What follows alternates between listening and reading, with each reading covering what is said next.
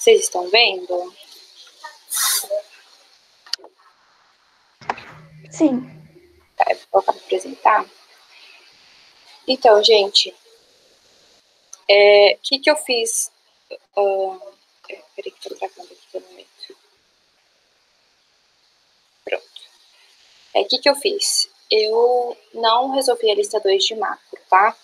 Eu peguei os conteúdos principais que estavam dentro da P2, então, um pouquinho sobre teoria quantitativa da moeda, um pouquinho sobre identidades macroeconômicas para realizar cálculos, por exemplo, desse cálculo aqui.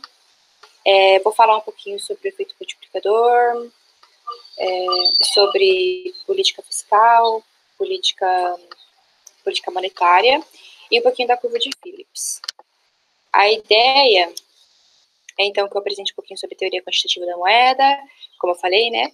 Resolver esse exercício aqui, o exercício 4 da lista 2, para que a gente possa entender um pouquinho sobre como funciona as identidades macroeconômicas, falar um pouquinho sobre o efeito multiplicador, curva de Phillips, etc. E aí, no final, ou no meio da apresentação, vocês podem me interromper para fazer perguntas. Certo? Se vocês puderem me dar um ok, porque aí eu... Deixa eu ver o chat aqui. Porque eu vejo o chat. Ah, beleza. Então, vamos lá. Primeiro, a gente vai começar com a teoria quantitativa da moeda. Em termos práticos, quando a gente pensa sobre a teoria quantitativa da moeda, a gente tem que entender que é uma teoria pré-Keynes, né? E ela presume que quanto mais a quantidade de moeda em circulação, quanto mais oferta de moeda em circulação, você tem um aumento do nível geral de preços. Para os clássicos, existiam dois mundos separados. Tinha o mundo monetário e o mundo real. E nesse mundo real, a política monetária, que a gente vai falar um pouco dela sobre depois, não tem efeito nenhum sobre as variáveis reais. Nesse caso, o que são as variáveis reais, né? É produtividade, tecnologia, até crescimento populacional, preferências dos trabalhadores. Então, a política monetária não tem efeito sobre variáveis reais, mas ela tem efeito sobre variáveis nominais ou monetárias, que são os preços e o salário nominal. O salário nominal é o que contém inflação, tá? Então, se você perguntasse para um clássico, por exemplo, como que eu faço para aumentar o PIB? Ele nunca ia incluir uma política monetária para esse objetivo. Porque para eles, quando você aumentava a quantidade de oferta de moeda, você não ia... você só ia aumentar a inflação. Você não ia ter nenhum aumento de PIB, de produtividade. Isso acontecia só por meio da educação e da tecnologia. Então, para eles estabelecem uma relação diretamente proporcional, entre a quantidade de moeda e a variação dos preços. Ou seja, quanto maior a quantidade de moeda, maior o nível de preço dessa economia. E esse pensamento ele tem uma base. Qual que é a base desse pensamento? De que o aumento da demanda, isso é contrário à ideia do Keynes, tá? De que o aumento da demanda não significa aumento da oferta. Então, a longo prazo, o que você tem, quando você tem uma política monetária, é somente aumento dos preços. Porque quanto maior a moeda de circulação, maior a inflação. E aí, como sintetizar esse pensamento em uma conta? É uma conta diretamente proporcional, como a gente pode ver, e a gente tem os componentes aqui. Então, V significa a velocidade da moeda em circulação, o P é o nível geral dos preços dessa economia, o M é o estoque monetário, que eu vou falar mais para frente, e o T é a quantidade de transações fiscais de bens e serviços. Então, quantas trocas estão ocorrendo dentro dessa economia.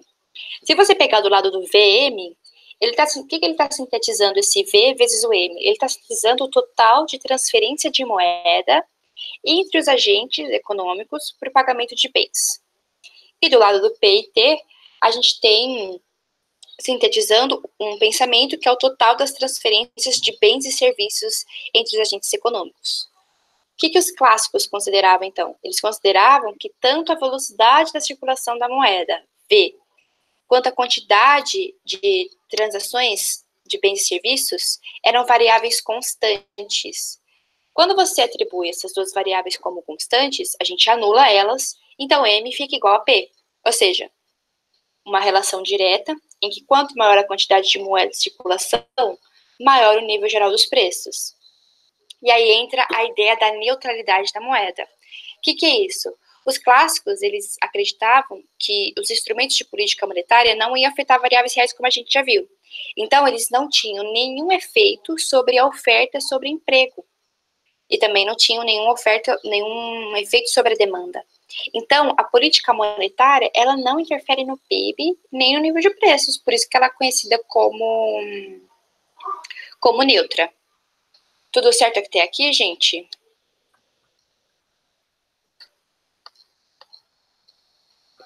Sim, Dani. Sim, Dani. Beleza, obrigada. Aí entra o Keynes, né? E aí o Keynes vai fazer uma crítica a essa hipótese. E aí ele tem ele vai criticar cada elemento construtivo dessa teoria constitutiva da moeda. Primeiro, ele fala que não existe neutralidade da moeda. A política monetária, ela é capaz sim de afetar as variáveis reais, tanto no curto como no longo prazo. Segundo, ele entende que a economia nunca funciona a pleno emprego, então vai ter que ser capacidade ociosa. Ou seja, quando você diminui a taxa de juros, por exemplo, você vai diminuir o preço dos produtos que a gente consome, então você vai aumentar a demanda por esses produtos, como a gente viu em micro, aquelas questões de deslocamento da demanda. Você vai aumentar o nível de preços, você vai aumentar o nível de investimento na economia, porque quando você aumenta a demanda agregada, as indústrias têm que produzir mais, então você aumenta o nível de investimentos na economia para a produção de bens. Isso gera aumento de emprego, isso gera aumento de PIB. Então, para ele, a política monetária tem sim efeito a curto e longo prazo. Qual que era a segunda coisa que o Keynes falava sobre para combater essa ideia do... Só um minutinho aqui, gente.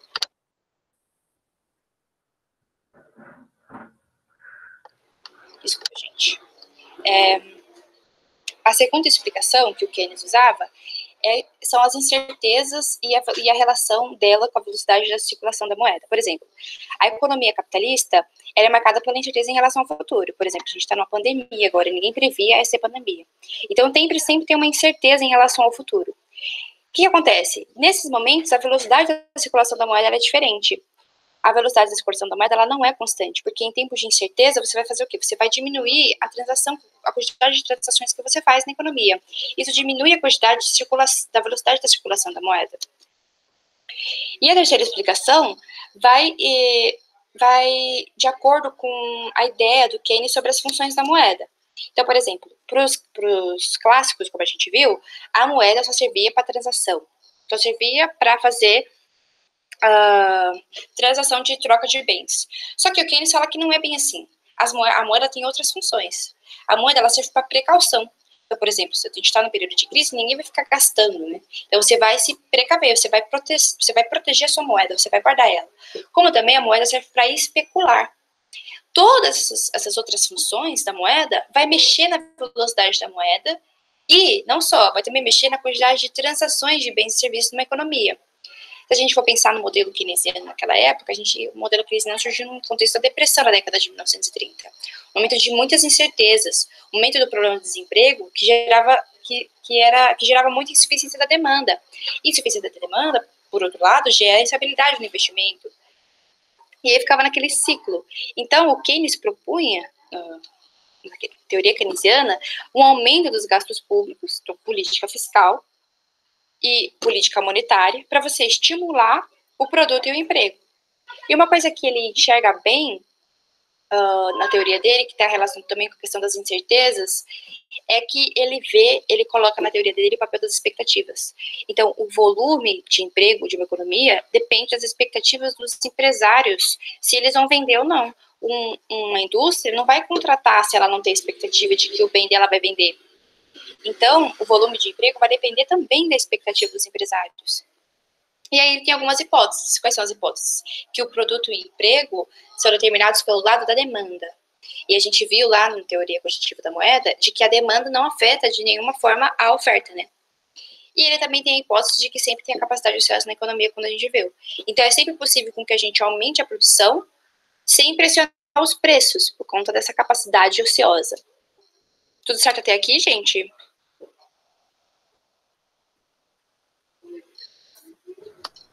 Sim, Dani. Obrigada. Se tiver alguma dúvida, vocês podem me interromper, tá? Então tá, a gente já passou por essa parte agora da teoria quantitativa da moeda, das críticas do Keynes, a ideia um pouquinho sobre a neutralidade da moeda.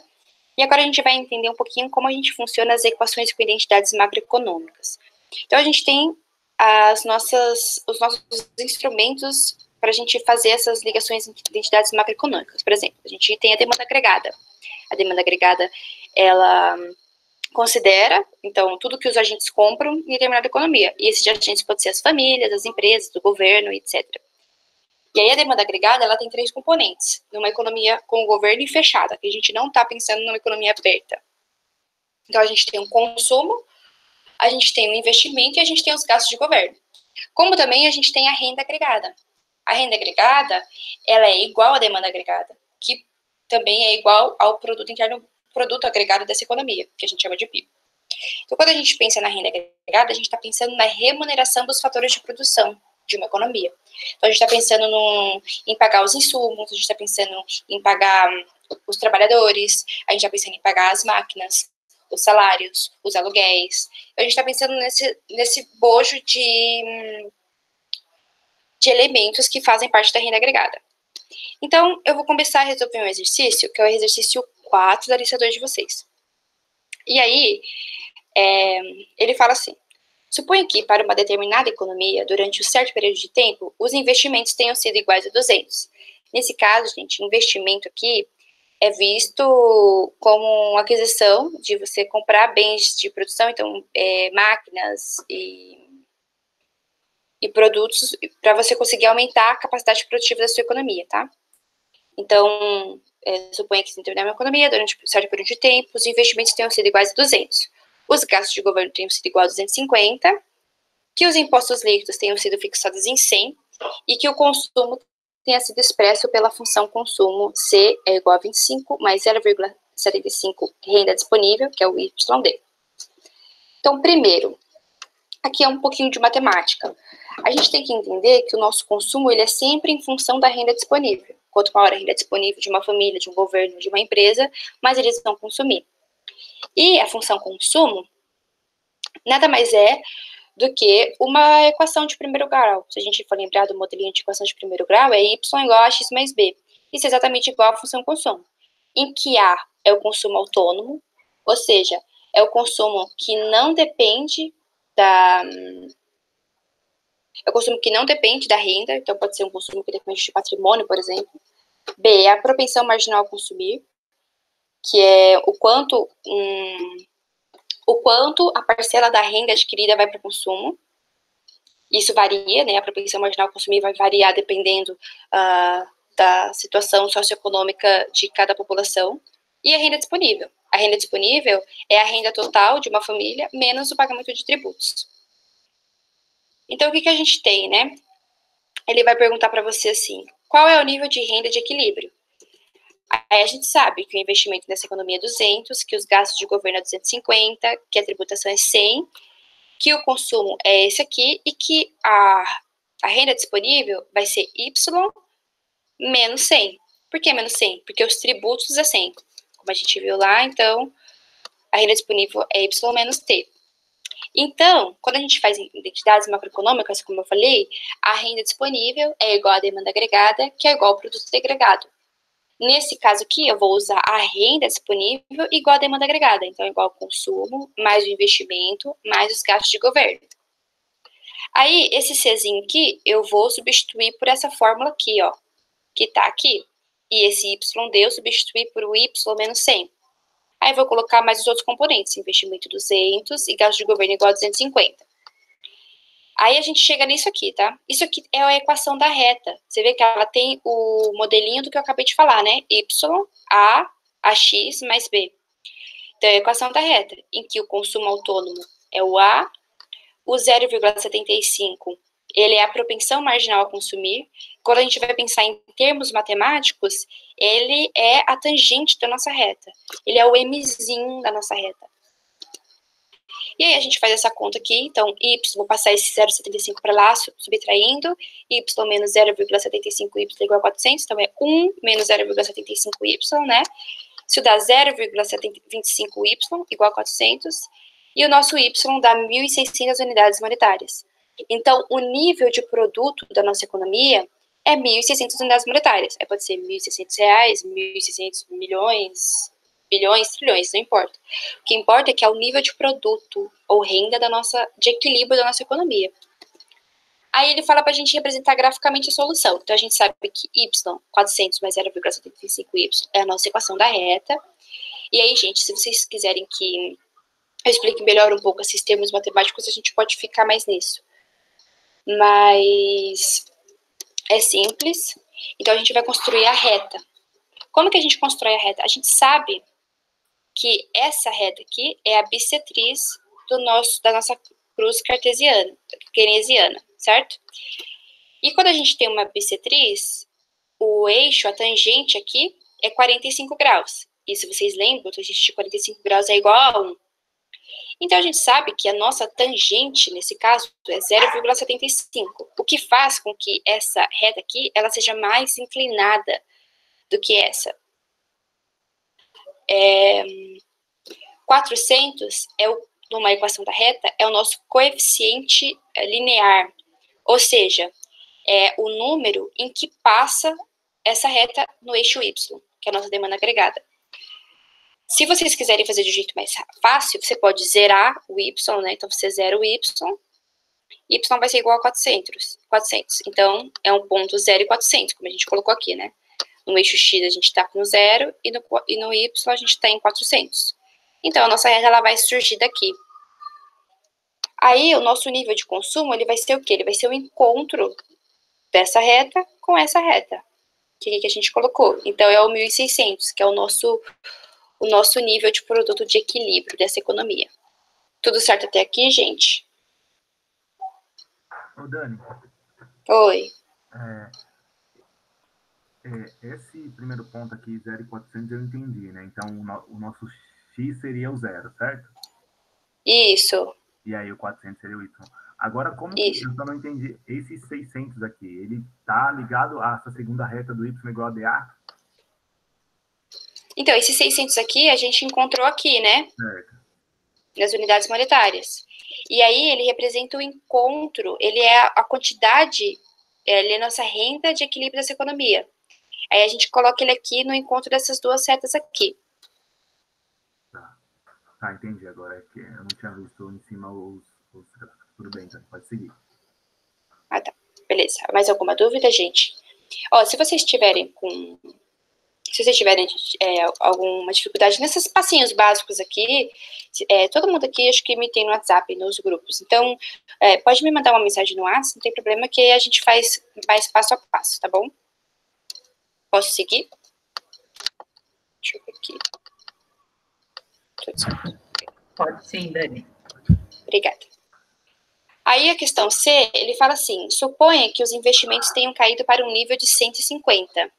Qual será o novo nível de renda de equilíbrio? Então, a gente teve algum acontecimento nessa economia, algum choque, pandemia do coronavírus, que seja, que fez que o nosso investimento nessa economia de 200 tenha caído para 150. Então, passou por uma variação de 50.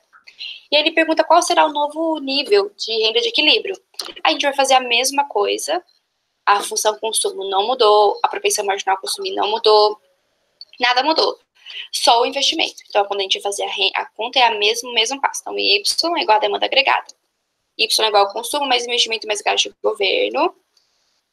E aqui, o investimento agora é 150, né? Então, eu vou passar rapidinho. Quando a gente vai chegando na conta, como o investimento caiu 50, aqui esse nosso valor também vai cair 50. 350, y menos 0,75 igual a 50, 0,25y igual a 350, e aí y vai dar 1.400 unidades monetárias. Ou seja, a renda de equilíbrio dessa economia caiu 200 unidades monetárias, quando o investimento caiu em 50 unidades monetárias. E aí ele fala assim, qual é o valor do multiplicador do investimento? Interprete o resultado do item C a partir do multiplicador do investimento. Mais para frente eu vou falar um pouquinho sobre o multiplicador de investimento, e aí vai dar para entender um pouquinho sobre essa fórmula aqui que eu estou usando, tá? Mas, basicamente, quando a gente vai pensar no valor multiplicador de investimento, é isso que eu acabei de falar.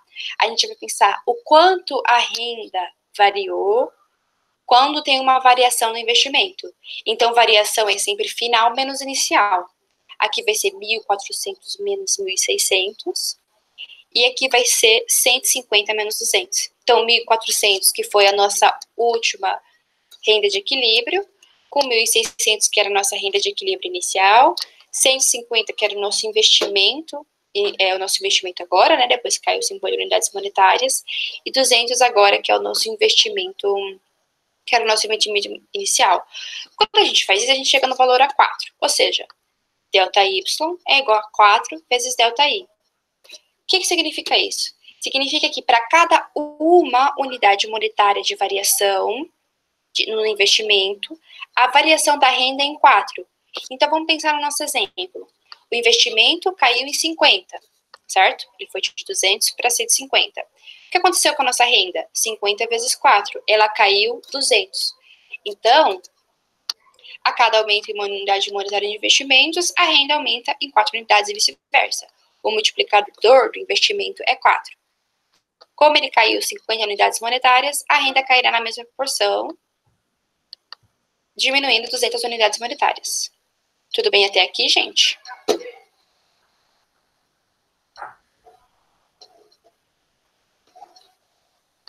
Dani, por exemplo, Oi.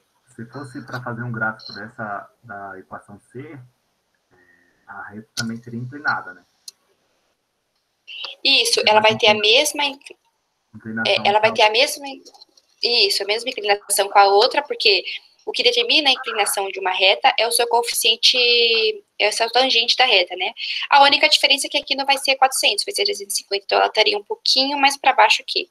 Ela teria nessa mesma inclinação aqui, e aí quando ela vem para cá, o investimento, a renda, né, de equilíbrio também vai cair. Então, de 1.600 vai para 1.400.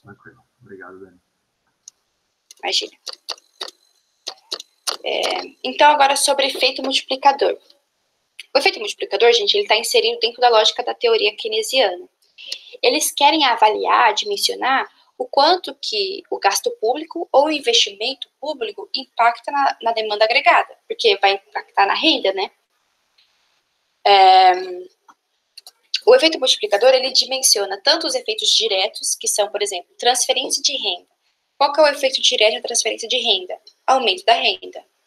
E qual que é o efeito indireto? Ou seja, o efeito induzido do efeito multiplicador. Então quando uma família recebe Bolsa Família, por exemplo, o efeito direto é o aumento da renda dessa família. E aí qual é o efeito induzido dessa família? É consumir mais. Então você tem tanto o efeito direto como o efeito direto. E o efeito multiplicador, ele está diretamente relacionado com a política fiscal. Então ele vai tentar entender os gastos e o investimento do governo. Mas também dá para entender, dá para a gente conseguir dimensionar o efeito multiplicador de um investimento privado, por exemplo. Todos os efeitos multiplicadores, eles têm efeitos induzidos. Só que os efeitos induzidos, eles vão depender sempre da propensão marginal a consumir. E a propensão marginal a consumir, como eu disse para vocês, é a porcentagem da renda disponível que as pessoas vão gastar em consumo. E aí isso vai depender de vários fatores. Então, eu vou apresentar para vocês uma forma genérica. O que é essa forma genérica? A gente pega as identidades macroeconômicas que a gente viu lá na frente, antes, né? Eu ia falar lá em cima, mas não tem lá em cima. As que a gente viu antes. E a gente faz uns malabarismos matemáticos para a gente conseguir chegar na forma genérica do efeito multiplicador. Então, vamos começando por investimento, por exemplo. A gente sabe que o investimento, nesse caso aqui, o Y é igual à demanda agregada. Aí o Y vai ser igual ao consumo, mais o investimento, mais os gastos de governo. E a gente sabe que o consumo, ele é uma função linear de primeiro grau. Ou seja, ele tem uma formulinha, que é A mais B, YD. Esse YD, como a gente viu, é a renda disponível. Então, eu vou pegar tudo isso aqui, vou colocar esse C aqui dentro e vai ficar assim. Aí, eu vou abrir essa renda, então vai ficar y é igual a mais b, multiplicado por y menos t, mais i mais g. E aí eu vou fazer aqui vou multiplicar esse by por esse bt. Então vai ficar y é igual a mais by menos bt mais i mais g. Como tem y aqui e y aqui, eu vou passar esse by para a esquerda, depois do sinal de igual. Então vai ficar y menos by é igual a menos bt mais i mais g. O y aqui, ele tem aqui e aqui. O que eu vou fazer? Vou colocar ele em evidência. Então, eu coloco o y em evidência. E aí, para ficar a mesma conta do que aqui, eu coloco 1 menos b. Por quê? Porque se eu multiplicar y por 1, fica y. E y vezes menos b fica menos by. Então, y é igual a 1 menos b. Aí, isso aqui é igual toda essa parte aqui. Como eu quero calcular o investimento, eu vou deixar o investimento aqui em evidência, tá? E aí, eu vou pegar esse 1 menos b e vou passar todo ele dividindo. Ele está multiplicando aqui o y, eu vou passar ele dividindo. Então, y é igual a 1 sobre 1 menos by. Então, esse 1 menos b veio para cá, e aqui é 1y, né? Mais a menos bt mais g sobre 1 menos b. Acontece que nessa situação aqui, eu quero fazer uma situação ceteris paribus para investimento. O que significa isso? Que todas as outras variáveis, então a, o t e o g, eles vão permanecer constantes. O que o ceteris paribus significa na realidade? Ele permite com que a gente consiga fazer sempre uma relação causal entre duas variáveis. Então, eu vou fazer uma relação causal entre a renda com o investimento. Então, nesse caso, quando eu coloco o ceteris paribus para investimento, eu estou falando que o y é em função do investimento. E aí, quando a gente faz a formulinha, fica ΔY sobre ΔI igual a 1 menos B. O que eu fiz? Eu peguei esse Y, passei por baixo do I, passei esse I, passei ele para cá dividindo, e aí, para não ficar Y sombrio, eu coloquei a variação dele, porque a gente sempre está comparando dois momentos, sempre o momento inicial e o momento final. E aí fica 1 sobre 1 menos B. Pra gente lembrar, o que é esse B aqui no final, né? Ele é o Bzinho, que é a nossa propensão marginal a consumir. Ou seja, a gente vê que quando a gente tem o efeito multiplicador do investimento, ele está diretamente relacionado com a propensão marginal a consumir de determinada economia. Tudo bem até aqui, gente? Esses passos aqui?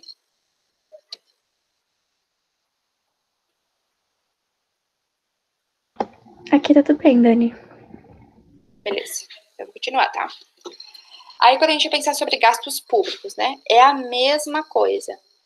Só que no finalzinho aqui eu vou colocar ceteris paribus para o gasto público. E aí eu vou deixar todos os outros constantes. Então, a gente vai chegar nessa outra formulinha aqui. Então, a gente tem o quê? Duas fórmulas que calculam o efeito multiplicador, tanto do investimento quanto do gasto público. E são fórmulas valiosas, gente. Por quê? Porque a gente consegue calcular aquelas contas que a gente fez aqui atrás de forma muito mais simples. Então, por exemplo, ele fala assim que o investimento caiu em 50, né? Então, você pode colocar lá 250 menos 200 sobre a variação, a renda, né? Vamos, por exemplo, que a gente quer descobrir a renda, o quanto que varia a renda quando variou o investimento em 50. Então, a renda, a gente coloca assim, a renda final, não sei, vou chamar de X, menos a renda inicial, que era 1.600, sobre, aí no ΔY, a gente coloca o investimento, que foi de 150 menos 200, final menos inicial. Isso é igual a 1 sobre 1 menos B. E o B a gente tem, que é o nosso 0,75, que é a nossa propensão marginal a consumir, que é o nosso M da reta. E aí, toda aquela conta que a gente fez lá, a gente consegue fazer de forma muito mais rápida aqui. Que aí a gente faz uma regrinha de 3 e a gente consegue descobrir qual que é a renda de equilíbrio final. Isso acontece também para o gasto de governo. Para qualquer conta, essa fórmula aqui, eu acho ela mais simples para a gente fazer as contas. Porque a gente não precisa retomar todas aquelas identidades macroeconômicas, etc. Tudo certo, gente?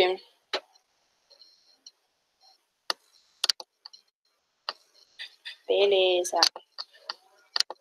Agora vamos lá, vamos falar um pouquinho sobre política monetária, né? A política monetária ela vai estar intrinsecamente ligada com o papel da moeda e as suas funções e a oferta da moeda. Também está inserida dentro da lógica da teoria keynesiana e ela contrapõe a teoria quantitativa da moeda. Por quê? Primeiro, porque o Keynes acreditava que a moeda tem funções para além de ser somente um meio de transação, como que a gente viu, né?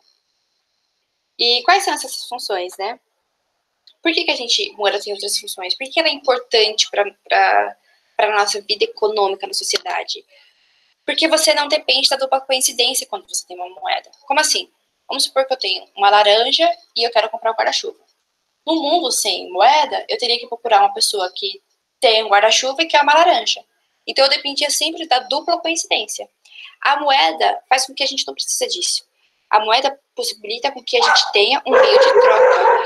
E esse meio de troca possibilita a economia de forma direta. Então, você pega o seu dinheiro, vai lá e compra. Você troca um bem por outro bem, que no caso é o dinheiro, sem muitas complicações. A moeda, ela possibilita também a especialização produtiva de uma economia. Porque conforme a gente vai tendo uma vida econômica mais dinâmica, a gente vai tendo que se especializar mais na forma de produção. Então, a gente tem as funções da moeda, né? Primeiro, uma unidade de troca, que ela torna possível as trocas indiretas. Não tem custo de você fazer trocas. E você tem alta liquidez. Daqui a pouco eu vou falar um pouquinho sobre a ideia de liquidez. É uma unidade de conta, então a moeda ela vai representar o valor de troca das mercadorias em termos de uma unidade comum, né? De um padrão monetário. Então, por exemplo, você vai medir o PIB, você vai medir a quantidade de laranjas e de carros vendidos. Como que você vai comparar laranjas e carros? Pela unidade de conta, que nesse caso é o padrão monetário, nesse caso nosso é o real, né? Então, os bens e os serviços, todos eles vão se expressar nas unidades de conta. E não só, né? A moeda também é reserva de valor. Então, por exemplo, em período de crise, eu vou guardar meu dinheiro, eu vou evitar gastar meu dinheiro, porque eu não sei quanto que vai ser lá no futuro. Então, com essa reserva de valor, você tem uma confiança na moeda. Você sabe que a sua moeda, seus R$100 de hoje, ele vai poder ser usado daqui a 10 anos, por exemplo. Não da mesma forma, mas você ainda vai poder usar essa moeda. Então, ela tem o poder, ela preserva o poder de compra durante um certo intervalo de tempo, né? Por que isso acontece? Porque a moeda ela tem liquidez absoluta. Eu já vou falar um pouquinho sobre liquidez. Mas, por exemplo, a política monetária também está relacionada com a oferta de moeda. Então, o que tem a ver a oferta de moeda, né? Oferta de moeda nada mais nada menos do que são os meios de pagamento de uma economia. Os meios de pagamento é o total de moeda que realmente está sendo efetivamente disponível para a gente utilizar, para fazer para sanar nossas dívidas agora e para fazer dívidas no momento futuro. Então, os meios de pagamento tem uma formulinha lá, né, que é os meios de pagamento é igual papel, moeda, poder do público, a mais os depósitos à vista, mas isso não importa muito agora. Só que o que importa é que os meios de pagamento têm plena liquidez. O que significa liquidez? A liquidez, ela vai medir a facilidade com que um ativo, ou seja, um bem, pode ser convertido como meio de troca. Então, por exemplo, eu tenho um título público lá no Tesouro Nacional. E aí eu quero comprar um carro. E aí eu vou lá na loja e falo que quero comprar um carro com o meu título público. Isso não vai dar. Por quê? Porque o título público, por mais que ele tenha uma liquidez, por mais que você consiga resgatar o seu dinheiro, fazer a solicitação lá no Banco Central para recuperar o seu título e pegar o seu dinheiro de volta para comprar o carro, isso demanda custo de tempo. Então, você vê que o título público ele tem uma liquidez menor. A moeda tem uma alta plena liquidez. Se eu chegar lá para comprar meu carro com os meus tantos R$1.000 da minha conta, eu vou conseguir sair com o carro no dia lá da minha concessionária. Então, quando a gente vai pensar em política monetária, a gente tem que pensar, por exemplo, no caso dos bancos, né? Quando a gente fala que os bancos criam moedas, o que significa isso? Os bancos, eles não emitem moedas, né? Os bancos, eles criam meios de pagamento.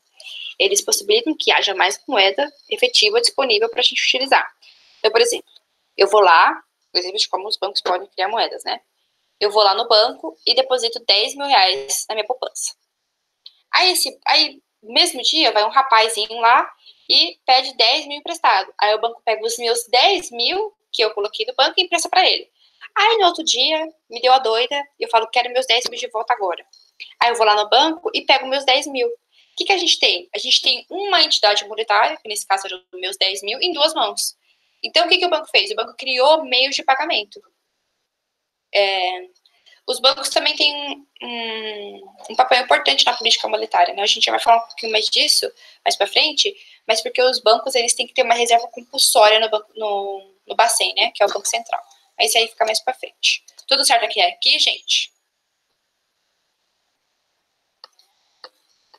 Deixa eu ver. Tudo certo, Dani. Obrigada. Então vamos lá. Então a política monetária, né? A política monetária, ela surgiu no contexto da macroeconomia moderna, com Keynes, naquele momento que eu falei de alto desemprego, né? E ela tem um impacto direto sobre o emprego e o produto. E também, como a gente também pode ver, ela também tem impacto direto na inflação e nas taxas de juros, né? E a política monetária, ela tem duas caras, ela pode ser expansionista ou contracionista. Aí depende da orientação, né, de cada política econômica, de cada governo, e também da necessidade do momento. E como que se dá? A política monetária, ela vai surgir a partir da atuação do Banco Central. Então, o Banco Central, ele é a autoridade monetária de cada país, ele regula o sistema monetário, ele é o único banco que pode emitir papel moeda, ou seja, ele pode controlar a liquidez, ele pode controlar a oferta de moeda numa economia. Então, quando a gente vai pensar sobre o Banco Central, ele utiliza os instrumentos econômicos dele, né? Então, ele pode emitir moeda, ele pode emitir crédito, ele pode diminuir ou aumentar a taxa de juros. Ele controla toda a oferta monetária. Além disso, o Banco Central, né, o nosso Bacen, ele é o Banco do Tesouro Nacional, ele é o banco dos bancos comerciais, porque ele peça dinheiro para os bancos comerciais, ele é depositário de reservas internacionais, e a gente também consegue ter, ele também tem um papel, né, de garantir a estabilidade econômica e de regular o sistema financeiro. Aí a gente vai para os instrumentos, né? Quais são os instrumentos de política monetária? Por exemplo, você pode ter emissão monetária, emissão de dinheiro. Você pode alterar as reservas compulsórias dos bancos comerciais. Como eu falei, as reservas compulsórias é uma parcela de dinheiro que cada banco comercial tem que ter nos bancos centrais. Então, é aquela reserva para garantir que se os bancos quebrarem, pelo menos tem uma reserva ali em cada banco. E aí as políticas expansionistas ou contracionistas vão aumentar as reservas compulsórias ou diminuir as reservas compulsórias. A gente tem o open market, né, que são as operações de mercado aberto, ou seja, venda ou compra de títulos públicos. A gente tem a política de desconto, que é a taxa de juros que o Banco Central utiliza para emprestar dinheiro para outros bancos comerciais. E a gente tem política de juros, né? Então, aumento de juros, diminuição da taxa de juros e alteração de regras para financiamento. Então, esses são os instrumentos da política monetária. Emissão monetária, reservas compulsórias, mercado aberto, redesconto, juros e regras para financiamento dos compradores. Quando a gente vai pensar em política monetária expansionista, a gente tem que entender que a expansionista, ela age com o objetivo de aumentar a liquidez da economia. Então, ela vai tentar estimular o consumo muito e vai tentar retomar a economia, né? Então, geralmente, em épocas de recessão, tem política monetária expansionista. E aí isso vai de conta até com a própria teoria quantitativa da moeda que a gente viu, né? Então, a gente está falando de elementos que estimulam o aumento da liquidez da economia. Para os clássicos, né? Isso só ia gerar em aumento da inflação. E você vê, por exemplo, que tem países aí que estão com a taxa de juros quase zero e a inflação está controlada, né? Então, por exemplo, quais são os mecanismos que a gente pode ter, né? Para estimular o consumo e aumentar a liquidez. Então, a gente emite moedas, a gente reduz as taxas de juros, porque aí os produtos ficam mais baratos, aí aumenta a demanda e aumenta o investimento na economia. A gente pode diminuir a taxa de redesconto, então os bancos comerciais podem pegar mais dinheiro emprestado do Banco Central. A gente compra títulos, por quê? Porque quando a gente compra títulos, a gente paga dinheiro. Então, a gente devolve dinheiro à circulação. A gente flexibiliza as regras de financiamento e a gente diminui as reservas compulsórias. Então, os bancos precisam guardar menos dinheiro obrigatoriamente. Então, se eles precisam guardar menos dinheiro, eles têm mais dinheiro para emprestar. E aí, do outro lado, a gente tem a política contracionista. Então, o principal objetivo dela é controlar a inflação. Então, é para frear a demanda mesmo, porque com o aumento da demanda a gente tem aumento dos preços, né? Pressão sobre os preços. Então, por exemplo, aumento das taxas de juros, porque aí os produtos vão ficar mais caros, as pessoas vão comprar menos. Aumento na taxa de redesconto, então você torna mais custoso você pedir dinheiro emprestado para o Banco Central, os bancos comerciais, né? Você vende títulos públicos, porque você vende títulos e você pega o dinheiro. Então, você vende o título e guarda esse dinheiro. Então, você está controlando mais a quantidade de moeda em circulação, né? Você reduz a oferta de moeda, você não fica emitindo papel moeda, e você aumenta as reservas compulsórias dos bancos. Então, você faz os bancos aumentar as reservas compulsórias deles e eles vão ter menos dinheiro para emprestar. Tudo certo até aí, gente? Sobre política monetária?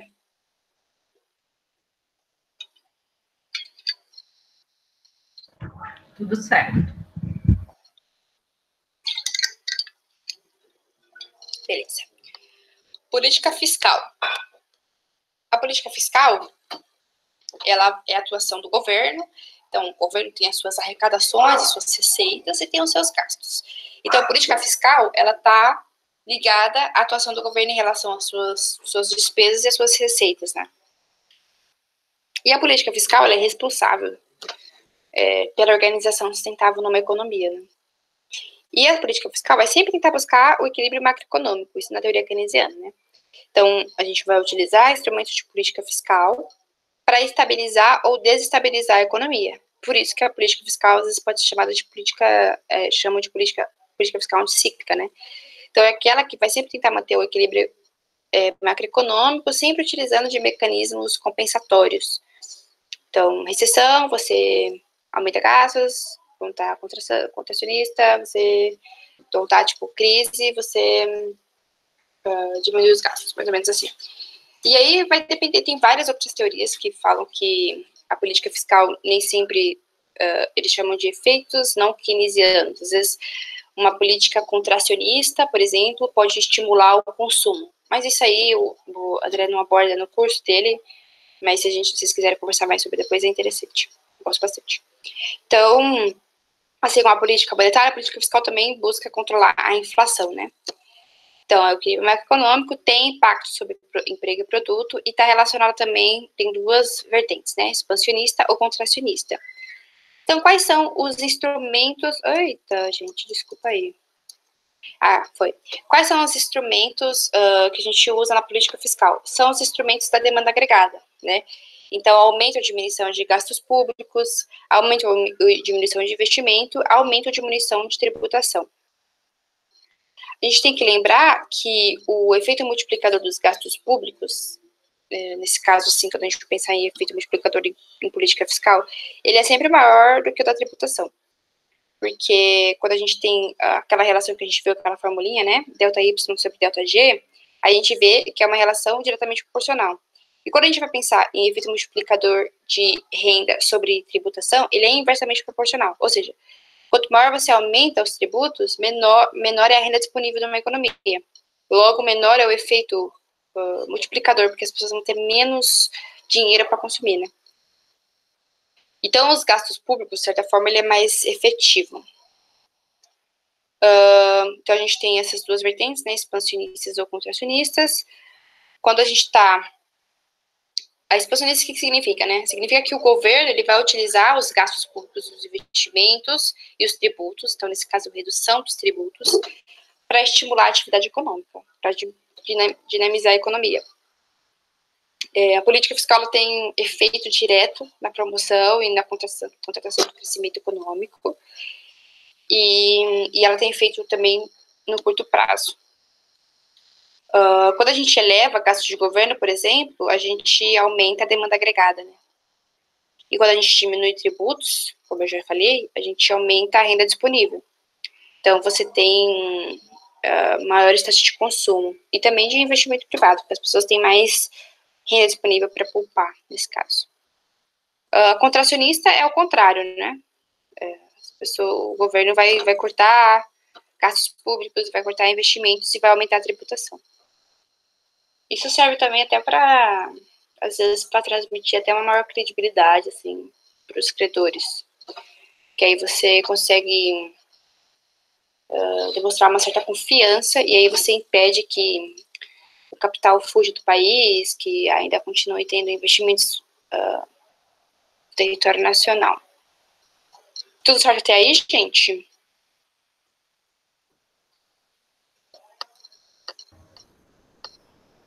Tudo. Valeu. E agora sobre a curva de Phillips. O que é a curva de Phillips, né? Além dessa formulinha esquisita. A curva de Phillips, ela vai tentar demonstrar um trade-off entre taxa de desemprego e inflação. Então, para o Phillips, né, tem sempre uma relação inversa negativa entre taxa de desemprego e inflação. Ou seja, quanto maior a taxa de desemprego, menor a inflação. E quanto menor a taxa de desemprego, maior a inflação. Então, a gente tem essa formulinha aqui, né? O que são esses componentes? O π, ele é a taxa de inflação. Esse beta aqui, ele é um coeficiente. O μ é a taxa do desemprego na economia. E o μn é a taxa natural de desemprego. Ou seja, quando a minha taxa de desemprego está maior do que a minha taxa natural de desemprego, a minha inflação é menor que zero. Quando a minha taxa de desemprego está menor do que a minha taxa natural de desemprego, ou seja, quando tem muita gente empregada, isso tem uma pressão sobre os preços, ou seja, o meu π é maior que zero. E quando a minha taxa de desemprego é igual à minha taxa de desemprego, a inflação é estável. E aí tem essa curva aqui. Essa curva aqui, ela tem a inflação sobre a taxa de desemprego e ela é inversamente proporcional. Aqui, no eixo X, onde a curva toca reta, é a nossa taxa natural de desemprego. Ou seja, toda economia tem uma taxa natural de desemprego, e quando a taxa natural de desemprego é a taxa real de desemprego, a inflação é igual a zero. Conforme a gente vai empregando mais as pessoas e vai diminuindo a taxa de desemprego, a inflação vai aumentando. Essa é a curva de Phillips. Basicamente isso. Então, por exemplo, para uma pessoa que enxerga a curva de Phillips dessa forma, o controle da inflação, como que ele se daria? Somente pelo controle da taxa de desemprego e pelo nível de preço. Então, se a gente for pensar em políticas macroeconômicas para esse cenário aqui, se a gente tiver essa taxa de desemprego pequena, baixa, e essa inflação lá em cima, né? O que a gente está pensando? Que se a gente for fazer alguma política econômica aqui, a gente tem que fazer uma política econômica contracionista, né? Para aumentar a taxa de desemprego e para a inflação cair.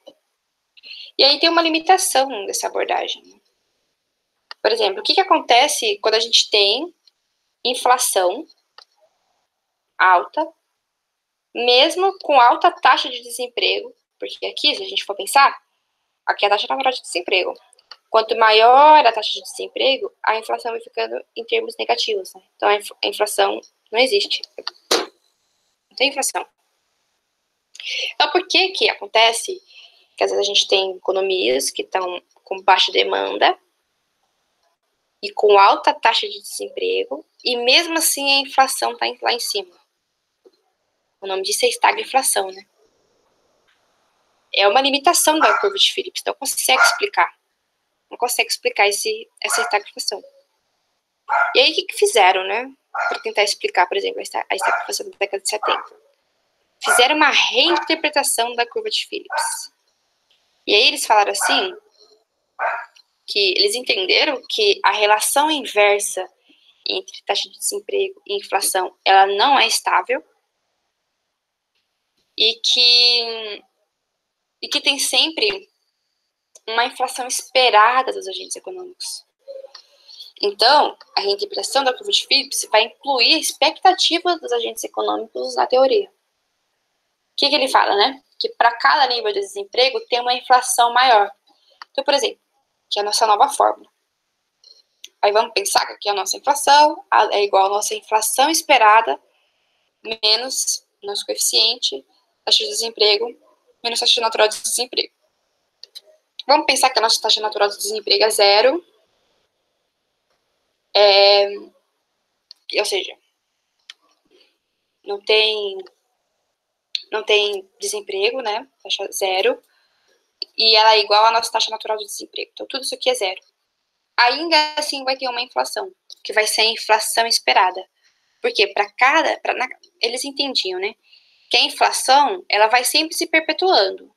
Então, por exemplo, se ano que vem eu sei que a inflação vai estar em 5%, então as indústrias, os empresários vão ajustar os seus preços em relação à inflação. Então, todos os agentes, eles vão sempre tentar se antecipar em relação à inflação. Mesmo quando a gente tem pleno emprego, né, a gente vai ter uma inflação esperada. Ou seja, para cada nível de desemprego, sempre vai ter uma inflação maior, porque essa inflação vai ter a expectativa dos agentes econômicos, né? Então, quando a gente vai pensar numa fórmula, a gente vai pensar num deslocamento dessa curva. O deslocamento da curva de Phillips para cá. Ou seja, aqui a gente está na nossa taxa natural de desemprego, né? Então, quando a gente vai ver a taxa natural de desemprego, nessa fórmula, nessa nova reta aqui, né? A gente vai ver que, na verdade, mesmo na taxa natural de desemprego, que nesse caso aqui a inflação era 0, vai ter a inflação esperada. Isso aqui é a inflação esperada. E a inflação esperada é esse aqui, né? Porque sempre... Então, por exemplo, qual que vai ser por exemplo, assim, quando a gente vai pensar nessa curva aqui, a gente tem que entender que ela está englobando a expectativa dos agentes econômicos, que ela entende que para cada ano seguinte, ou para cada período de tempo seguinte, sempre vai ter um ajuste dos preços em relação à inflação, porque tem uma relação esperada. Então, mesmo para cada nível de desemprego, vai ter uma inflação maior. E essa é a interpretação dessa nova curva. É isso, gente. Dúvidas?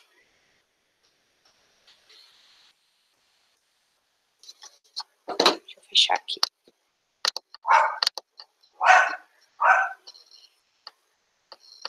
Dúvidas? Nenhuma dúvida?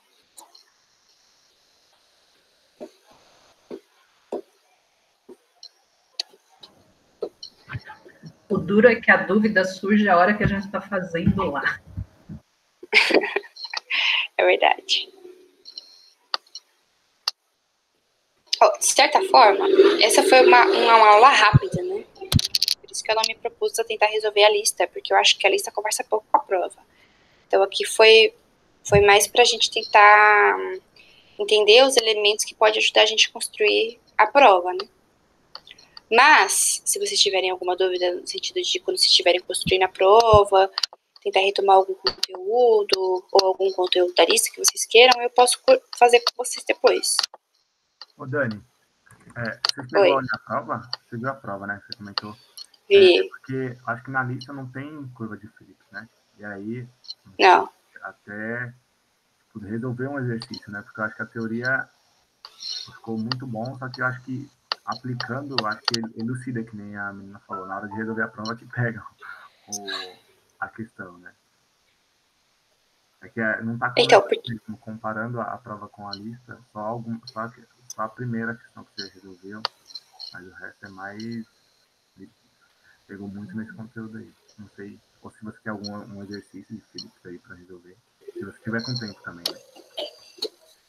Então, o de Phillips, na prova, ele é só teoria, não é exercício matemático. Então, ele vai perguntar para você qual que é a formulação original da curva de Phillips e como que ela vai explicar o fenômeno da inflação. Aí depois ele vai pedir para você explicar detalhadamente o modelo e representar graficamente. E aí ele vai falar quais tipos de políticas econômicas, né, que vão poder, nesse cenário, né, quais tipos de política econômica que você pode utilizar para combater a inflação de acordo com a teoria da curva de Phillips inicial. E aí ele faz uma segunda pergunta, né, que é, por que a curva de Phillips não consegue explicar o fenômeno da estagflação? E aí ele começa a perguntar quais são as outras inflações que foram incorporadas ao modelo original. Então, não tem conta. E eu também nunca vi nenhum exercício do André com conta de curva de Phillips, se eu posso procurar. Mas na prova mesmo é teoria. É que eu não tô com a E aí na prova. prova... Desculpa. Oi? É que eu não tô com a prova que eu acabei nem vendo. Eu pensei que tinha alguma coisa. Obrigado. Deixa eu abrir ela aqui. Calma aí.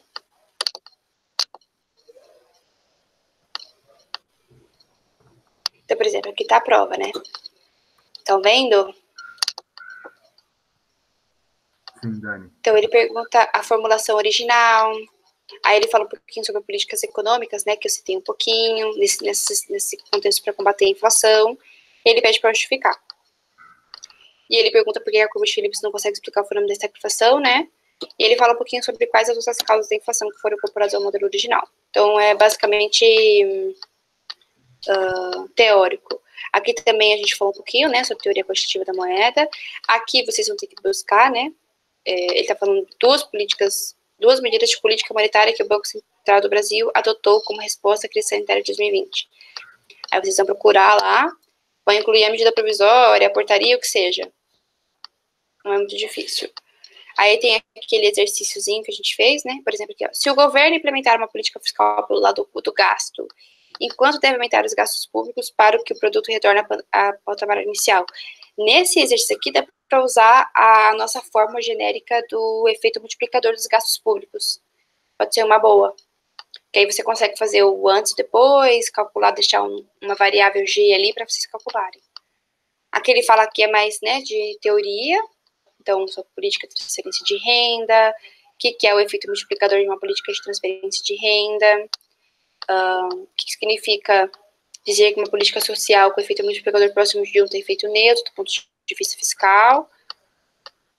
Aí ele fala um pouquinho sobre o programa do Bolsa Família, efeito multiplicador do Bolsa Família. Ele fala assim, ele quer que você explique por que o programa Bolsa Família possui maior efeito multiplicador, né? E a gente falou um pouquinho sobre.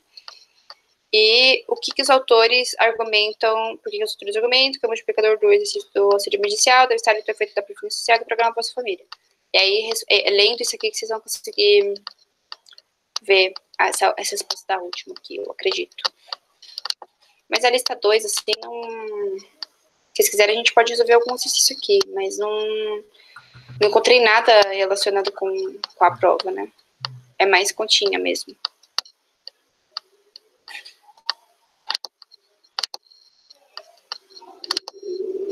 Tudo certo, gente? Resumindo, está mais teórico do que conta. Só tem uma de conta, né? O resto é tudo teórico.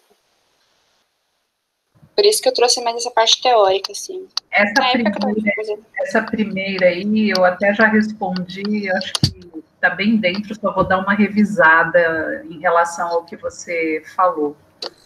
Mas essas políticas monetárias aí, lá no site do Banco Central, tem várias. Bacana. Tem como encontrar tudo na internet. Ele tá pedindo só 2, né? Então, não vai ser difícil, não. A questão aqui tem uma de conta só, né? Que é sobre renda de equilíbrio, o resto é tudo teoria mesmo.